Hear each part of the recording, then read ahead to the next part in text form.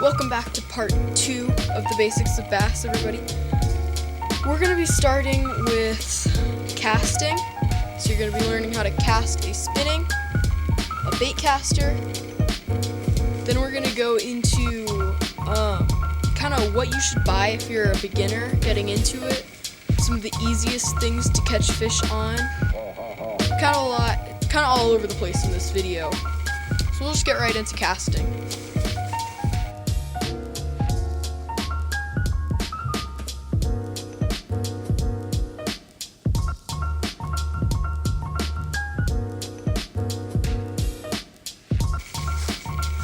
So first I'm going to show you how to cast a bait caster.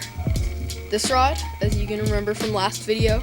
If you did not see that video, you can watch that right here. Yeah, you can just watch that right here, okay?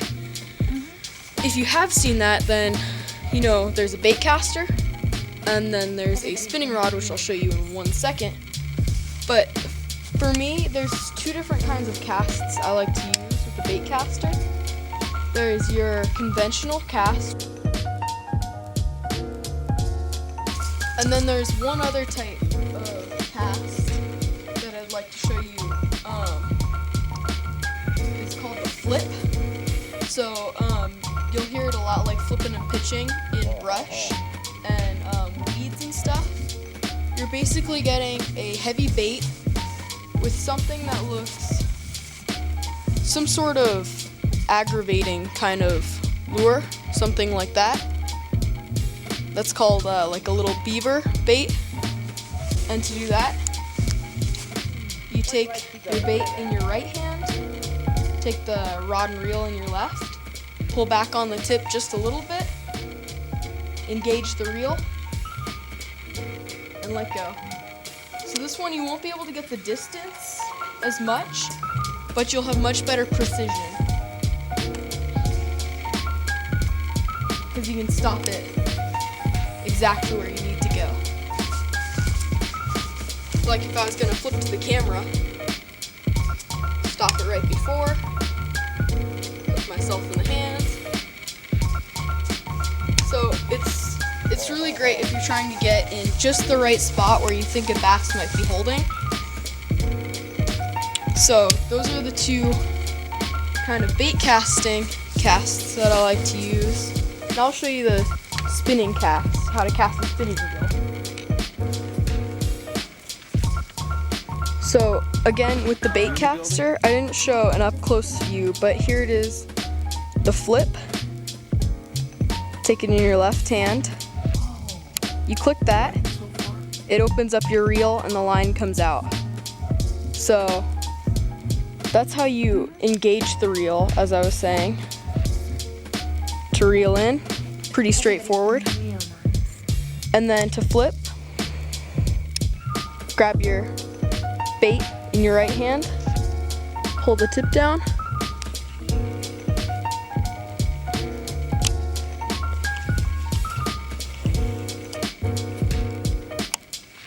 going for another. And that's the basic flip.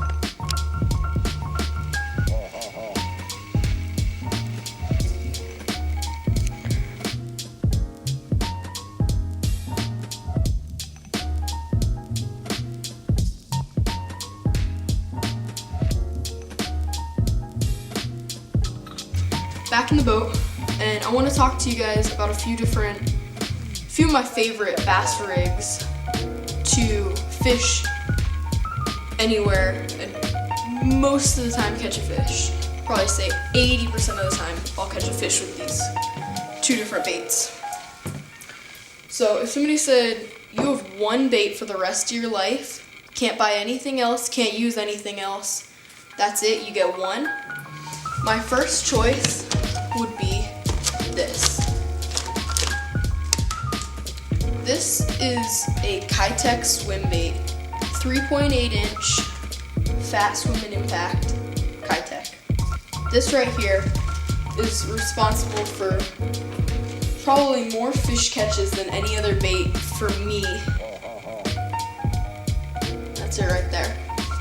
So What's nice about the Kitex opposed to other brand soft plastic swim baits is how soft and elastic they are. So in the water, that kind of soft plastic motion gives it a good action in the water. And these will catch you fish any time of the year, almost any place you go. Any fish would eat this because it just looks like an easy meal. You can work it slow, you can work it fast. My second favorite bait, the Gary Yamamoto Senko. And, so this is a Yamamoto Senko. It's again a good rubber. What's nice about the Senko as opposed to other off-brand or knockoff soft plastic stick baits is they add a lot of salt in with the Senko, so it sinks much faster than a Yum Dinger or a Bass Pro Sticko. So it has a better sink rate, and that's, in my opinion, what makes the Senko better than its competitors. The Senko is also probably, I'd say it's responsible for more fish catches than any other bait ever. This is the best bait you can buy, in my opinion. Second best. Most guys will say that's their favorite bait ever. I like the Kitex more. So the next thing I want to show you is how to rig each of those two plastics. So I'll start with the Kitex, the swim bait. So with the swim baits, you can use almost any kind of jig head you want. I like a 1/4 ounce swim bait head rigged on pretty much any of these, but my favorite, as I said earlier, 3.8 inch in probably a silver flash or a crystal minnow, crystal shad actually I think it's called, crystal something. And I should be showing you this. The way you put it on, rigging the Kitex, you put the point into the tip of the swim bait and you just work it. It'll take some practice at first. You kind of just push it in there, and then once you get in there, I'd say about 3/4 of the way, you pop it back out, slide it over the little guard. That's how you rig a Kitex, or really any swim bait. And there you have it.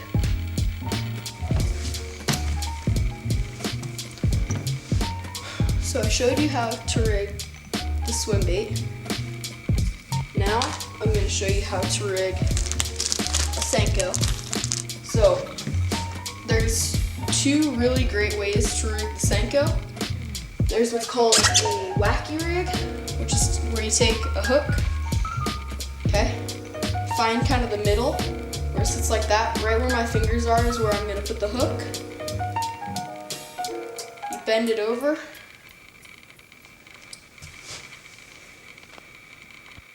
put the hook through. Super complicated. So if it takes you, 10 or 15 times to master that, don't be worried. No, it's so easy. Anybody could do it. That's a wacky rig, okay? The other way of rigging a Senko is called a weightless Texas rig.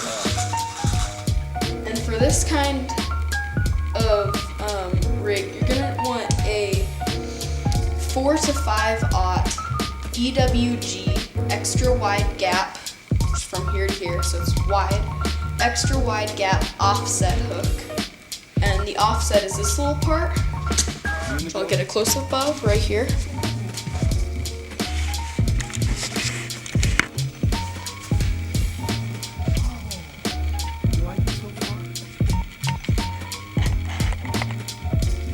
So right there, see at the top, that's the offset.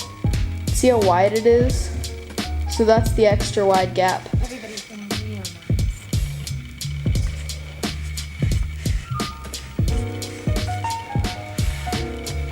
Okay, so rigging it is pretty simple. The little hole at the hook, in the hook where you tie your knot, it's called the eye. You measure it up, see where it should go. The eye of the hook should be right inside the plastic. So you pop it in, and you just push it out the top like that. And then down here, right where the bend is in the hook, you poke through.